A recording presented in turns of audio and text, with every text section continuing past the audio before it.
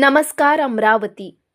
अमरावती महानगरपालिकेचा अर्थसंकल्प सोमवारी आमसभेत सादर करण्यात आला। या आमसभेत विविध मुद्द्यावर जोरदार चर्चा पाहायला मिळाली। विशेषतः विजेवर करण्यात येणाऱ्या 15 कोटीच्या खर्चावर विरोधकांनी तीव्र आक्षेप घेतला। यावेळी अनेक नगरसेवकांनी सोलर प्रकल्प राबविण्याची मागणी करीत खर्चात बचत करण्याचा पर्याय सुचविला, ज्यामध्ये स्वीकृत नगरसेवक अनिल अग्रवाल, स्वीकृत नगरसेवक मिलिंद चिमोटे यांच्यासह अनेकांची सहमती मिळाली। सोलरचा मुद्दा मिलिंद चिमोटे यांनी उपस्थित केला। दरम्यान 2023 ते 24 या कालावधीत साफसफाई कामामध्ये भ्रष्टाचार झाल्याच्या आरोपावरून सभागृहात गदारोळ झाला। आरोग्य अधिकारी डॉक्टर अजय जाधव यांनी त्यावेळी रोजंदारी कामगार लावलेच नाही असे उत्तर दिल्याने तेच उत्तर आमसभेत वादग्रस्त ठरले। काँग्रेस गटनेते विलास इंगोले आणि बबलू शेखावत यांनी प्रशासनाला चांगलेच धारेवर धरले। यावेळी माजी मनपा आयुक्तांच्या कार्यकाळातील भ्रष्टाचार प्रकरणाची चौकशी करण्याची मागणी आमसभेत करण्यात आली। नगरसेवक चेतन गावंडे यांनी सुद्धा या मागणीला समर्थन दिले। प्रत्यक्ष 8 महिन्यातली वसुली 200 कोटी 1,43,994 कोटी 80,33,000 ऑलवेज पैसे वसूल होतात दरवर्षी 8 महिने। याचा अर्थ काय आहे की आपली सिस्टीम एफिशियंट नाही आहे। 8 महिन्यामध्ये 401 कोटी पैकी फक्त 200 कोटी वसूल झाले होते। तुमच्या 4 महिने आता संपले, आता ते 4 महिने 198 कोटी माझी आपल्याला विनंती अशी राहणार आहे की स्थायी समितीमध्ये दर 2 महिन्यांनी किंवा 3 महिन्यांनी आपण रिपोर्ट मागितला। दर 2 महिन्यांनी त्यांना सांगायचं की उत्पन्नाचे काय आजचं स्टेटस काय आहे हे मागितलं पाहिजे। दर महिन्याला मागू शकतात की तुम्हाला अधिकार सभागृहांनी दर 3 महिन्यांनी हा अहवाल मागितला पाहिजे। या याच्यामध्ये केलेल्या तरतुदीची उत्पन्नाची आजची स्थिती आहे। सन्माननीय सभापती महोदय, आपण दोन्ही कॉम्पिटंट आहात डायरेक्शन द्यायला।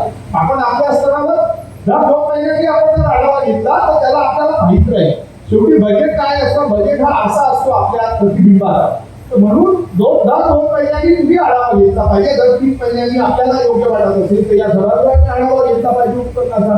या बाबतीत तर आपण तुम्ही दिलं पाहिजे। इथं लाईट लावायचं असतं, हे लाईट हा टेंडर मध्ये द्या, बोर्ड एस्टिमेट करावं, एक कंपनी फायनल करायची, हा प्रकार नाही। मी म्हणजे आता याच्यातला हा प्रकार आहे। मी याच्यावरूनही बोललो आहे की या महानगरपालिकेतल्या लोकांनी टॅक्स भरायचे। कोणी गावातला दुसरा कोणी याला त्यांना लुटून खातं, कोणी शब्द बोलायचो नाही, त्याच्यासाठी चौकशी करायची। मी याच्यावर चौकशी करा, त्याच्यावर चौकशीमध्ये सांगतो। या आमसभेत चौकशीचा निर्णय झाला तर शासनानं त्याच्यावर कारवाई केली पाहिजे। हा प्रस्ताव नंतर शासनाच्या दरबारी आपण चौकशी करू, घाबरू नका। मेरा कहना ऐसा है, सभापति महोदय सुन लो,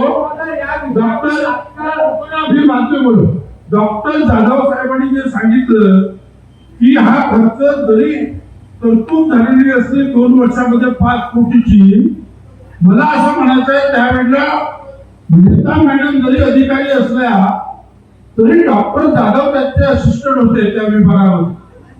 ऐकायला नाही म्हणून राहिले, ते खरं बोलून राहिले। मान्य सभापती माझं झाल्यावर बोला, काय म्हणणं आहे तुमचं सांगा। मान्य सभापती मध्ये त्या कालावधीमध्ये मी भाजी बाजार या दवाखान्यात कार्यरत होतो। अच्छा, मग तुम्ही कसं सांगितलं की खर्च झाला नाही म्हणून? मान्य सभापती मध्ये जेव्हा मी होतो तेव्हा रोजंदारीवर बंदीदार कामगार आपण लावत नव्हतो, म्हणून मी सांगितलं त्या काळात। मग ही तरतूद कशी काय केली? मान्य सभापती मध्ये याबाबत तपासून घेण्याची, पण रोजंदारी बंदीदार कामगार आपण लावत नाही। तुम्ही तर दवाखान्यात होते, आता तपासून घेता येईल ना? नाही, तुम्ही दवाखान्यात होते तर तुम्ही कसे बनवून राहिले? मान्य सभापती मध्ये तपासून घेण्यात येईल। नाही, मग तुम्ही दवाखान्यात होते तर तुम्ही पहिले कसं म्हटलं आता?